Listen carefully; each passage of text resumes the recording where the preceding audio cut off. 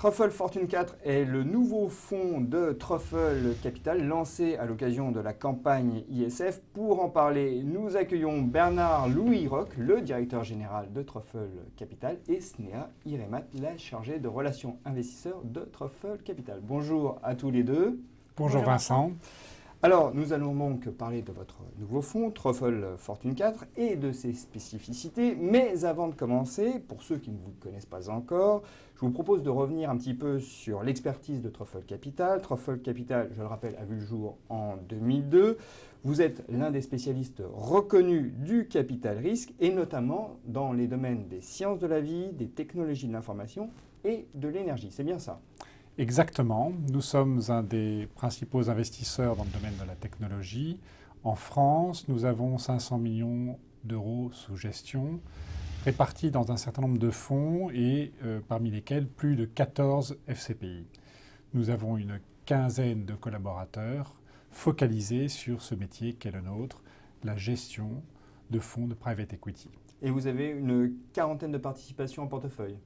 Exactement, une quarantaine de participations. Alors ces participations, vous les avez prises en suivant quelle stratégie d'investissement ?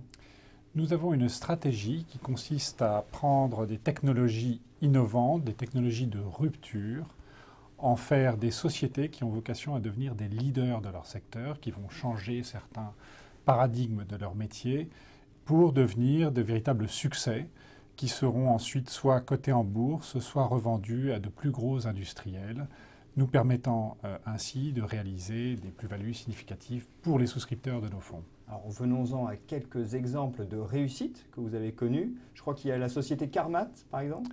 Exactement, la société Carmat qui est aujourd'hui la plus grosse capitalisation du marché des valeurs de technologie, le marché Alternext, et qui représente une capitalisation qui est à peu près 20 fois supérieure à celle qu'elle était avant l'introduction en bourse.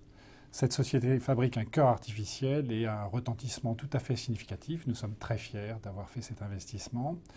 Nous avons réalisé d'autres opérations qui ont connu un très bon succès dans les autres domaines d'investissement que nous avons. Alors d'autres exemples ? Dans l'énergie, nous avons une société qui s'appelle Osead, que nous avons cotée il y a quelques années au Maroc, qui est une des principales capitalisation de la bourse de Casablanca et qui était au départ une technologie minière que nous avons ensuite appliquée à certains domaines d'extraction minière. Troisième exemple ? Troisième exemple, plus récent, dans le domaine des technologies de l'information, nous avons créé une société dans le domaine de l'Internet, ce que l'on appelle la génération de leads. Et nous avons permis au fondateur de cette société, Stéphane Darac, de réaliser un certain nombre de croissances et d'acquisitions pour se coter en bourse 1 an et demi après la création. L'an dernier, donc, sur le marché de Paris, la société s'appelle Lead Media et elle opère aujourd'hui en France et au Brésil avec une croissance de plus de 115% d'une année sur l'autre entre il y a 1 an et cette année. Alors ce sont incontestablement de belles réussites. Comment se traduisent-elles en termes de valorisation des fonds ? La conséquence sur la valorisation des fonds est forcément très positive avec de très belles sociétés en portefeuille.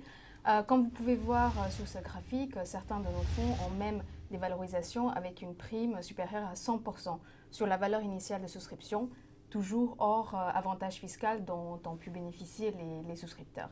D'ailleurs, Morningstar, qui est un support très connu au niveau international, a récemment créé un classement des FIP FCPI par rapport aux performances. Et les 3 meilleurs FCPI au niveau des performances qui sont dans ce classement sont gérés par Truffle Capital. Donc c'est une très grande fierté et ce sont vraiment de très belles performances que nous voyons. Un autre point très important pour nous, c'est que nous avons liquidé notre premier FCPI en début de cette année et nous avons rendu une prime de 14% aux souscripteurs hors avantage fiscal sur ce fonds. Et nous avons 2 autres FCPI qui sont en cours de liquidation et pour lesquels nous avons déjà rendu près de 50% des souscriptions. Alors, venons-en à Truffle Fortune 4. Quel type d'investissement et de stratégie allez-vous mettre en œuvre avec ce fonds ? Nous allons appliquer la stratégie d'investissement que nous avons toujours eue, qui a prouvé son succès, et c'est-à-dire l'investissement dans nos 3 secteurs pour construire des sociétés qui vont avoir un avenir brillant Et le FCPI Fortune aura une douzaine de participations environ, réparties également dans les 3 secteurs des sciences de la vie, technologie de l'information et de l'énergie. On peut préciser que la qualité de gestion que nous offrons aux souscripteurs de FCPI est équivalente, elle est même exactement la même que celle qui est offerte à des institutionnels comme la Caisse des dépôts, comme EDF ou comme Generali, qui sont par ailleurs souscripteurs de certains de nos fonds institutionnels. Donc c'est là le garant d'un service optimal de qualité pour les souscripteurs de nos FCPI. Et ce fonds est éligible ISF et IR.